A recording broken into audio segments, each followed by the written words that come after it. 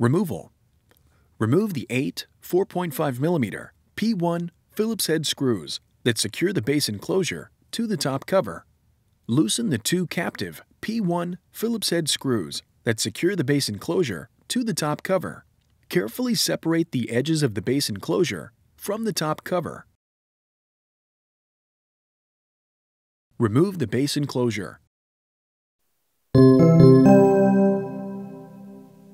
Replacement. Align the edges of the base enclosure with the top cover and place it into position. Apply pressure to the edges of the base enclosure until it snaps into place.